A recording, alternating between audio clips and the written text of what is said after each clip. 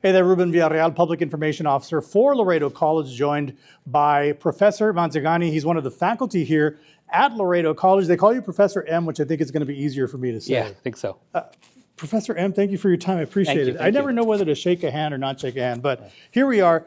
And I want to talk about you. Tell me about your background and how you came to Laredo College. Well, if we think about how I came to Laredo College, I started here as a student, and I think it was in 2002, 2004, give or take. No, 2002, I started as a student, became a tutor at the tutoring center, and worked there for a number of years, actually, and then went over to TAMU, got trained, got my bachelor's, my master's degree, came back as an adjunct instructor part-time, and then came to the full-time position, and, nice. And now serving as a chairperson for a department. What made you want to get into education?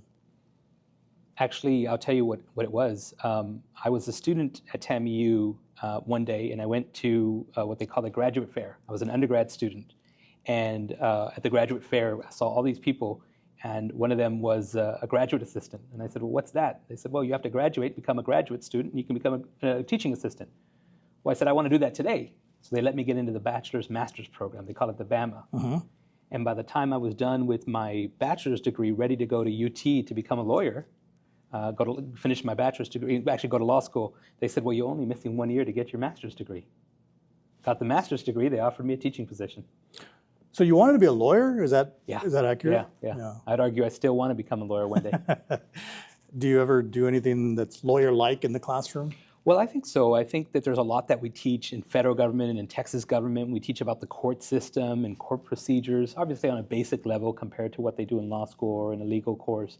But we do talk about cases, and we talk about evidence, and we talk about DNA, and we talk about trials here in Laredo too, and that's always interesting. I would imagine. So you teach government, is that right? Do you teach anything else or just government? I just teach federal and Texas government, and then variations of that, honors level, online, hybrid, and so forth for now, yeah. Did your desire to be a lawyer kind of shape you wanting to teach government, or how did that happen? Absolutely, yeah. I think I wanted to go into politics because I wanted to be a legislator, a state legislator or U.S. legislator, but the goal was to become a lawyer first, practice law enough to be someone who has that sort of mastery over law before you become someone who writes it, yeah.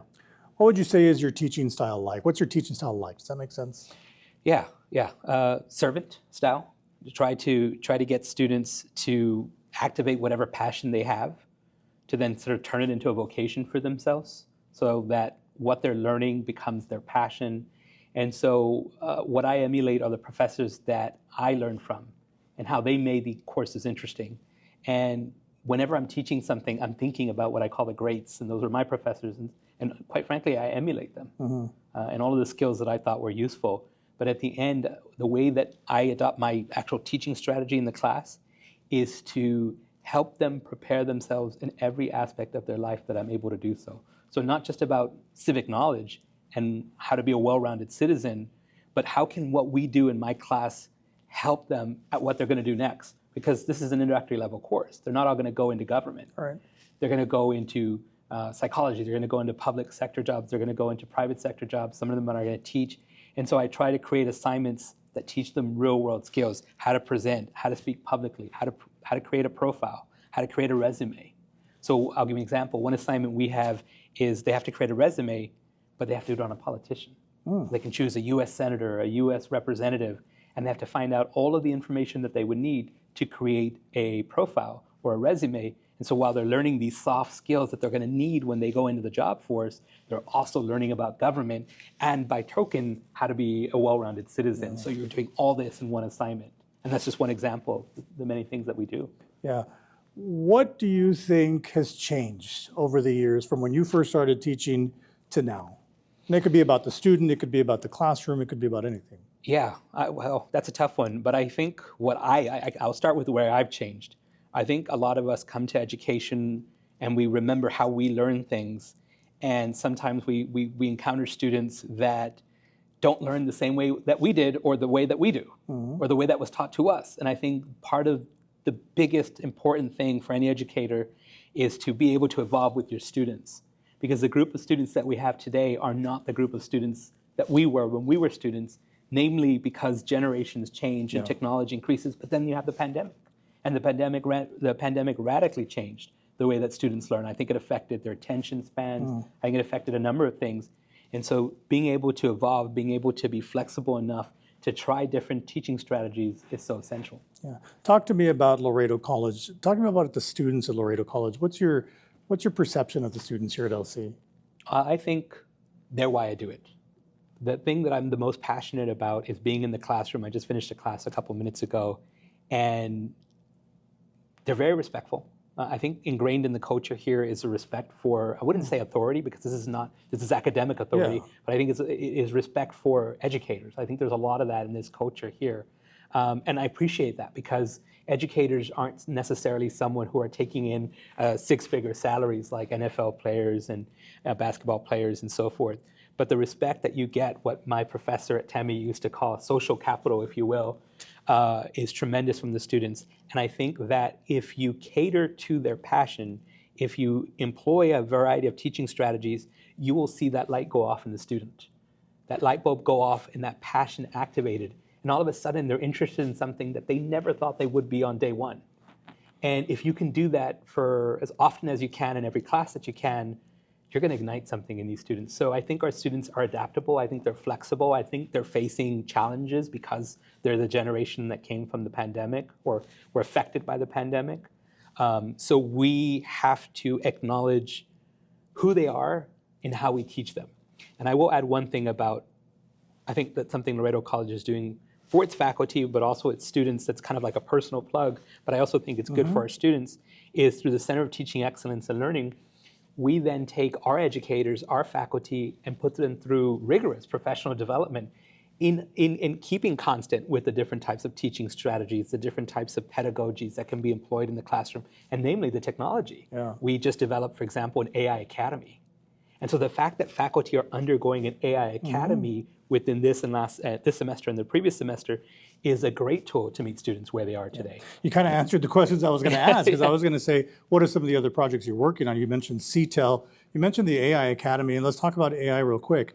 How do you see it changing the game in the next 5 years even? So I've gotten very frank with my students when it comes to artificial intelligence. I tell them right off the bat, artificial intelligence is something that I use on a daily basis. But I tell them very, very clearly, very unambiguously, not to use it in the creation of their assignments. I think that they should consult with AI to be able to get ideas like the way we've consulted with Wikipedia and other types of encyclopedias that we've used, and to help guide them. And that there are things that they should be using AI for on the regular. It might be in helping compose a letter to your professor, to your employer. But when it comes to producing your own essay or your own presentation, I think the individual needs to take the onus of doing it themselves.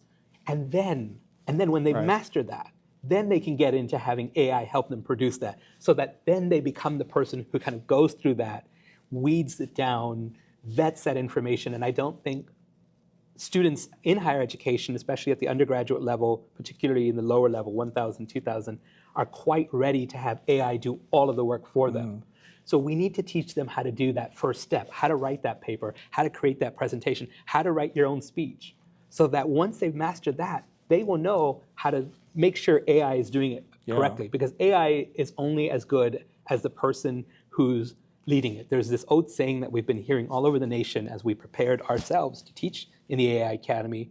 It's going to sound very direct, but garbage in, garbage out. What I mean by that is what you put into AI is what you'll get out of AI. Absolutely. So I think we do need to teach them how to do the basics, writing papers, creating presentations, but how to use AI ethically. I think that's our biggest next challenge. How do you use it ethically? Now, AI is going to get better. That's what's scary. Yeah. Well, I don't know that it's scary, but it's definitely going to be a game changer, almost constantly evolving, isn't it? Does that worry you at all? No, not at all. In fact, what worries me more is, do we have enough time, do we have enough wherewithal, courage even, to help prepare our students for what's coming? So I'm not afraid that we can't. Are we up for the challenge? Yeah. So it's not the AI that scares me. Are we ready for it? Are we ready to meet that challenge? And I think we can if we start having those conversations, not as AI bad, right? Like you say, it's not something to be scared of, but are we ready to start teaching ethics in AI, right? And what decisions it should make, what do you vet, what do you use, how do you cite it? Yeah. How do you give authority or credit to what it does for you? Yeah. 2 more questions. One of them will be serious, the other one will be fun. How about that? Yeah. All right. What can students expect when they take your class? Something different, absolutely something different, and I'll tell you why. I've been an educator at LC for about 13 to 14 years now, and I spent the bulk of those years doing traditional assessments, multiple choice exams. I had exams and final exams. I'm going to tell you right now, I don't use any exams in my class, not one single exam. And what I replace my exams with are projects, project-based assessments. Can you present? Can you create a podcast? That's one of my assignments. In fact, most of my assignments are podcasts. We have profiles, like I told you, resumes on politicians. We have papers that they write. And I think another really cool one that they have is a proposal for a law. So they learn all of this about Texas government, they learn all of this about federal government, and then they have to produce a law themselves to make this country better. So I would say, to make the answer shorter, what can they expect? Something different. No cost with the tuition. With the textbook. We use OER, open educational resources. We use no tests. And I think it's not so much about being challenged from an academic point of view, it's being engaged. So my fun question, I think you answered it already. So I may have two fun questions, but the first fun question was going to be, if you weren't teaching, what were you going to be doing?